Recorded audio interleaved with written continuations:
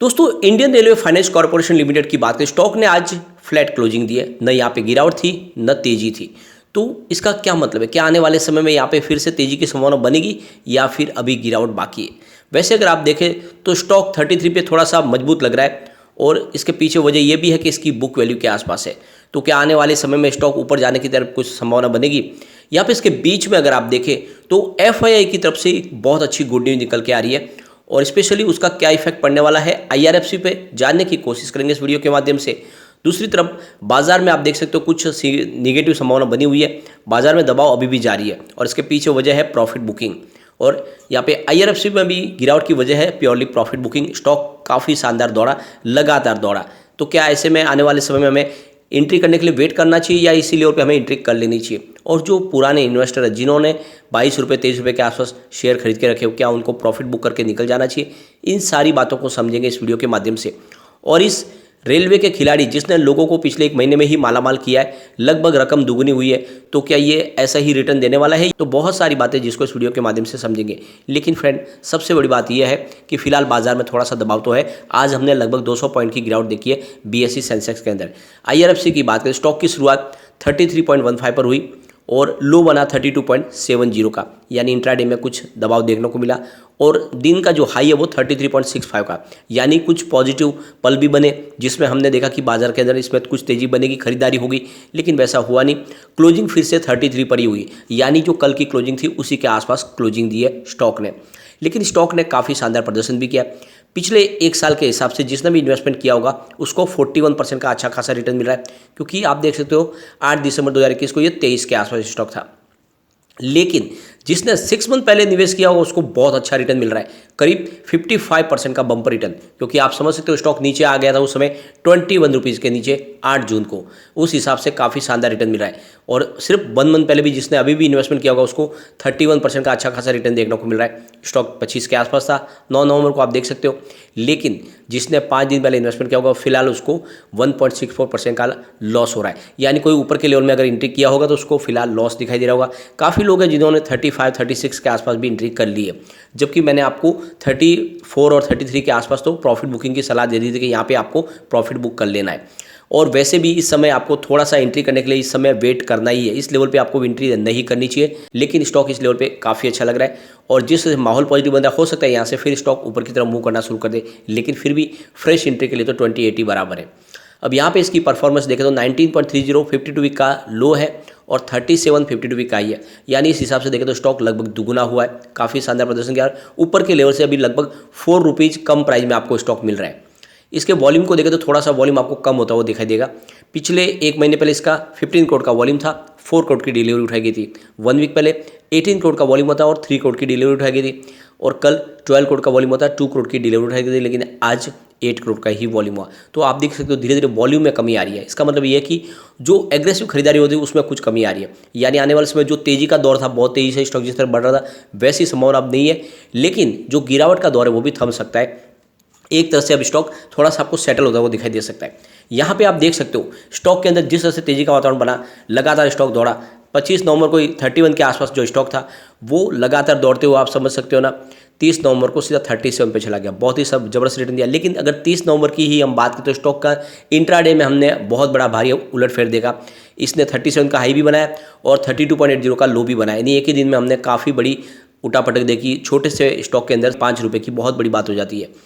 लेकिन यहाँ पे देखें उसके बाद में गिरावट लगातार जारी रही, स्टॉक नीचे आया। लेकिन सबसे बड़ी बात है कि पिछले 3 ट्रेडिंग सेशन से देखें 5 दिसंबर, 6 दिसंबर और 7 दिसंबर को आपको इसकी क्लोजिंग 33 के आसपास ही होती हुई दिखाई देगी, यानी इसने 32 के स्तर को नहीं तोड़ा है। और ये अच्छी बात है, एक तरह से देखें तो इससे लग रहा है कि स्टॉक फिर से ऊपर की तरफ जा सकता है। इसके बीच में एक अच्छी गुड न्यूज निकल के आ रही है, एफआई बाजार में फिर से लौटा है। और आप देख सकते हो कि नवंबर महीने में एफआई ने 6 अलग अलग सेक्टर में करीब 30,000 करोड़ का बड़ा इन्वेस्टमेंट किया है, यानी जो अक्टूबर में एफआई यहाँ से बाजार से कम हो चुके थे, निकल चुके थे, वो फिर से एंट्री करना शुरू कर चुके हैं। अब एफआई ने जो टोटल अपना इन्वेस्टमेंट किया करीब 36,239 करोड़ का, उसमें से 30,682 करोड़ का इन्वेस्टमेंट सिर्फ उनके 6 सेक्टर के अंदर, जिसमें सबसे ऊपर है फाइनेंशियल सेक्टर। और आपको पता होगा IRFC भी फाइनेंशियल सर्विस ही प्रोवाइड करती है, यानी फाइनेंस प्रोवाइड करती है रेलवेज को, तो ये भी उसी कैटेगरी में आने वाला स्टॉक है। इसके बाद में है FMCG सेक्टर, जो दूसरी पसंद बना हुआ है FI का। उसके बाद में उन्होंने ऑयल एंड गैस सेक्टर में निवेश किया है, और बाद में उन्होंने IT में। उसके बाद उनका जो पसंद है वो है कंज्यूमर सर्विस और ऑटो इंडेक्स। तो ये देख सकते हो इन स्टॉक के अंदर उन्होंने निवेश किया। ये सेक्टर है 6 सेक्टर जिसमें सबसे बड़ा उनका इन्वेस्टमेंट हुआ है। अक्टूबर महीने में FI ने बाजार से थोड़ी बेरुखी रखी, लेकिन उसके बाद में उन्होंने देखे तो नवंबर में करीब 14,205 करोड़ की फ्रेश एंट्री कर ली है। अब ये देख सकते हो कि जो उनका ज़्यादा निवेश है वो फाइनेंशियल सर्विस सेक्टर में है। तो यहाँ पे जो FI का इन्वेस्टमेंट निकल के आ रहा है नवंबर का, उसमें सबसे बड़ा जो इन्वेस्टमेंट उन्होंने किया वो है फाइनेंशियल सर्विस में, जिसमें बैंक शामिल है या फिर दूसरी NBFC है, दूसरी फाइनेंस सर्विस प्रोवाइड करने वाली कंपनी है, जिसमें IRFC भी शामिल है जो रेलवेज को फाइनेंस प्रोवाइड करती है। तो आप देख सकते हो उनका नवंबर में जो इन्वेस्टमेंट है वो 14,205 करोड़ का निकल कर आया है, जबकि पिछले महीने अक्टूबर में उन्होंने 4,686 करोड़ की बिकवाली की थी। सेकेंड जो उनकी पसंद बना हुआ है वो है फास्ट मूविंग कंज्यूमर गुड्स यानी FMCG सेक्टर, जहाँ पे उन्होंने 3,956 करोड़ का बड़ा इन्वेस्टमेंट किया है। पिछली बार उन्होंने वहाँ पे 700 करोड़ की बिकवाली कर दी थी। उसके बाद में उन्होंने ऑयल एंड गैस सेक्टर में 2,774 करोड़ का इन्वेस्टमेंट किया है।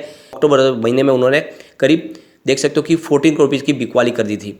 और फिर उसके बाद में जो निवेश है उनका चौथा जो उनका पसंद का जो सेक्टर है वो है IT इंडेक्स, जहाँ पे उन्होंने 3,859 करोड़ का इन्वेस्टमेंट किया है। पिछली बार भी उन्होंने इन्वेस्टमेंट जरूर किया था, लेकिन वो कम था, 945 करोड़ का इन्वेस्टमेंट किया था।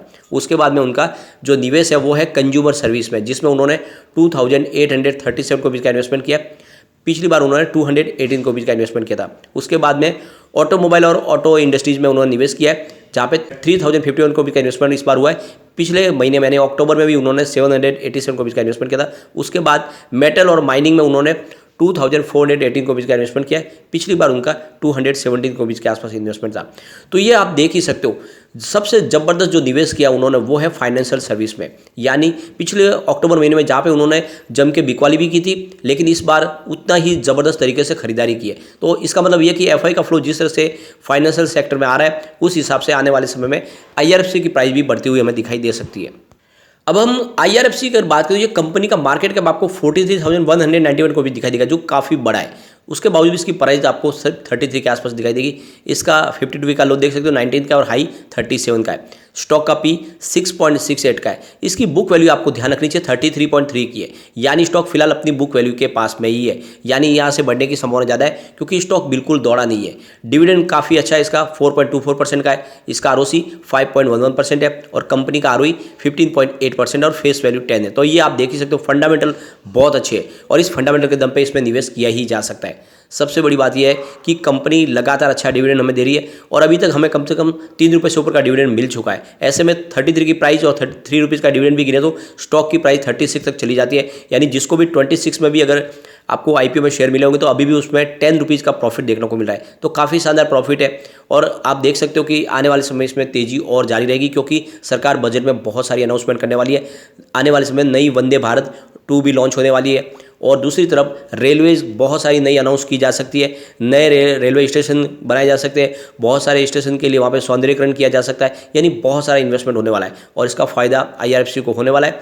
ऐसे में आपको लॉन्ग टर्म का नजरिया लेके IRFC में निवेश करना चाहिए, और ये स्टॉक मैंने आपको लगातार सजेस्ट किया, आज नहीं किया, जब से इसका IPO है तब से कह रहा हूँ कि इसमें निवेश करें, चाहे प्राइस बढ़े न बढ़े, लेकिन ये स्टॉक दौड़ेगा जरूर। लेकिन अगर आपका नजरिया शॉर्ट टर्म या मिड टर्म का है तो इन्वेस्टमेंट करने के लिए फिलहाल वेट करें। आपको 28 के स्तर पे ही इसमें एंट्री करनी चाहिए, अभी ना करें।